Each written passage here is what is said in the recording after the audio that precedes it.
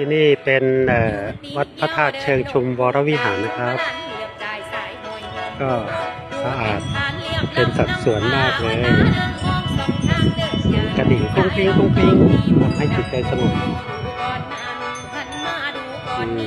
ศิลปะพุทธไทยล้านนาครับ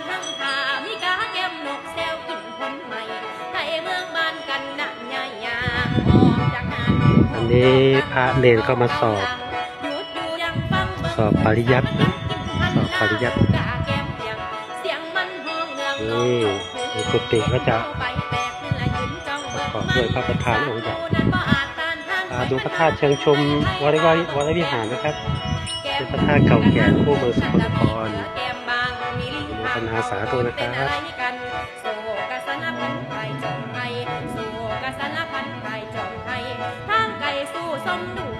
เห็นแต่นกจอกฟ้าลาบินเดยคู่กันออกจากทะเลดันดงเดินไปเห็นแต่ห้อยสิงไส้รุ่งน้ำอาแก้วห้อยสังพรสีหูน้องเงินเสียงชานีโอดห้องไปไม่สมพรมวนกองเสียงทรงในดงมาเป็นเสียงในดงมาตามดงมองไปนามาลาบานการกองมามองแล้วสิ่งคดีสู้อยู่ไกลเส้นอะไรผู้รักไม่มาเส้นอะไรผู้รักไม่มาอยากให้ผู้วันตาชมพระนางวันมานำกันผู้ให้เดินดันสองคนนั้นนำกันคือสิมวนส่วนเล่นไปส่งหน้าดันนงไปส่งหน้าดันนง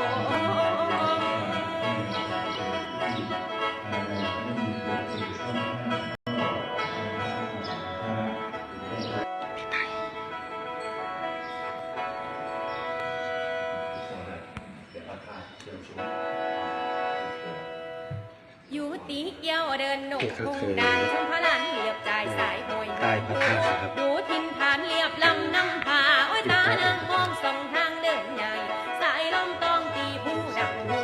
ดูก่อนนั้นหันมาดูก่อนนี่ตามไต้ตาตนมีหมูต้นตีนตั้งทั้งผามีกาแก้มนกแซวกินผลใหม่ไทยเมืองบ้านกันหนักใหญ่ยางออกจากหันหอมดอกตั้งคือเขาเกาหลังหยุดอยู่ยังฟังเบิ่งฝูงสัตว์และกันกินพันลาบูกาแก้มเพียงเสียงมันห้องเนืองนองเขาคืนเห็นเฮาไปแตกขึ้นละยืนจ้องเบิ่งมันสัตว์มูนั้นบ่อาจต้านทานไหวมันหากินในไผ่ป่าเบิ่งแก้มบุก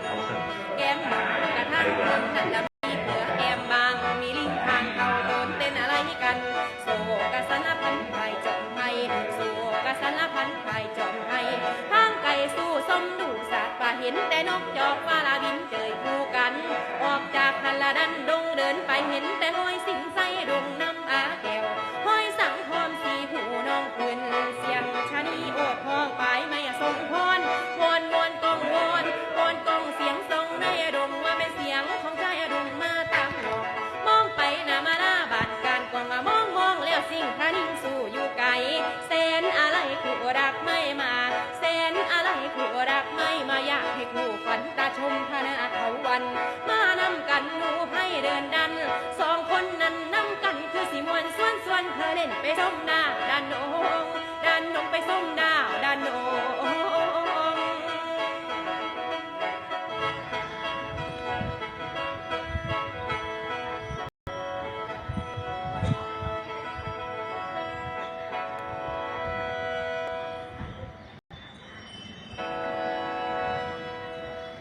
อยู่ตีเกี่ยวเดินหนุ่งพุงดานชมพระลานเหลียบใจใส่หอยหอมหูดูทินฐานเรียบลำน้ำผาโอ้ยตาเดินมองสองทางเดินใหญ่สายลมต้องตีผู้ดังหูดูก่อนนั้นหันมาดูก่อนนี่ตามไต้ตาตนมีหมูต้นตีนตั้งทั้งผามีกาแก้มนกแซวกินคนใหม่ไทยเมืองบ้านกันหนักใหญ่ยางออกจากหันหอมดอกตั้งคือเขาเกาหลังหยุดอยู่ยังฟังเมืองสูงสัตว์มันกันกินพันลาบูกาแก้มเพียงเสียงมันห้องเนืองนองเขาคืนเห็นเฮาไปแตกขึ้นละยืนจ้องเบิ่งมันสัตว์มูนั้นบ่อาจต้านทานไหวมันหากินในไผ่ป่าเบิ่งแก้มบุกกระทั่งเพิ่งนั่นละมีเกลือแก้มบางมีลิงทางเขาโตนเต้นอะไรกันโศกสารพันไผ่จอมไผ่โศกสารพันไผ่จอมไผ่ทางไก่สู้ส้มดูสัตว์ป่าเห็นแต่นกจอกฟ้าลาบินเดยคู่กัน ออกจากคันละดันดงเดินไปเห็นแต่ห้อยสิ่งใส่ดงน้ำอาเห้อยสั่งพรสีหูน้องคืนเสียงชะนีโอดพองไปไม่ทรงพรวอนวอนกองวอนวอนกองเสียงทรงในดงมาเป็นเสียงของชายอดุลมาตามมองไปหน้ามาหน้าบาดการกองมองแล้วสิ่งพระนิ่งสู่อยู่ไกลเส้นอะไรผู้บ่รักไม่มาเส้นอะไรผู้บ่รักไม่มาอยากให้ผู้ควันตาชมพระนาเอาวันมานำกันผู้ให้เดินดันสองคนนั้นนำกันคือสิมวนส่วนเธอเล่นไปส่งดาวดันโนดันโนไปส่งดาวดันโน ทิปาลานังมังนโมพุทธายะยะสาธุสาธุสาธุ